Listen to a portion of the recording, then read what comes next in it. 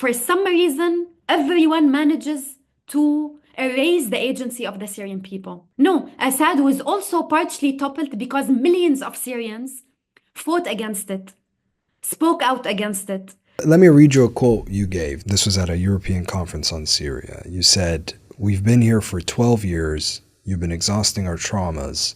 You've been exhausting our stories. And for what? Nothing has changed."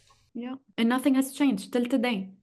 The Assad regime was toppled, and the international community has nothing to do with it. They have zero influence in this. Assad was toppled not because they supported the Syrian people. And Assad was also not toppled only because of a military operation that started 2 weeks ago. Of course, we can talk about geopolitical context till tomorrow. And that, of course, plays a huge role. But for some reason, everyone manages to erase the agency of the Syrian people.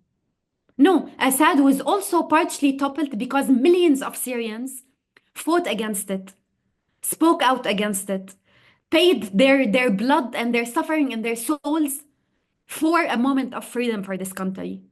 In 2011, it was a war on terrorism. It was a conspiracy theory. So again, we were all the Syrians were stupid. They did not know what happened. This was the Assad government's viewpoint. This is what they were saying. Yeah, but it's also, I'm sorry, but this is also the anti-imperialists, tankies narrative around Syria. And then in 2012, suddenly they decided it's a proxy war. So again, it's not even about the Syrian people. It's about foreign powers. And of course, part of it is a proxy war. But I'm amazed by how all these narratives always manage to just erase the agency of the Syrian people, erase the struggle, the fight, and the sacrifices we made.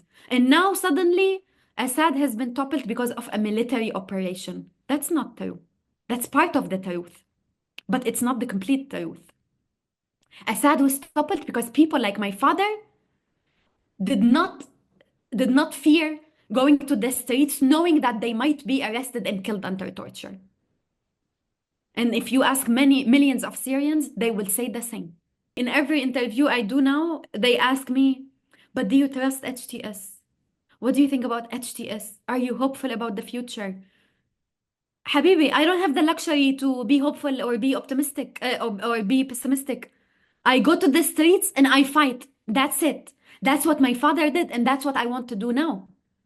I cannot just sit in Berlin and say, I trust HTS. Of course, I don't trust HTS. Of course, I don't trust any military group, and I don't trust any government. And that's our duty. We pressure the government, we fight the government when it does not do its work. I don't expect to sit here and then find the perfect government that will give me the free, just democratic Syria. It does not work. If it worked like, if there is a chance that it will work like this, we would have not lost millions of people. It does not work like this. And I don't trust anyone, but I trust myself and I trust other Syrians.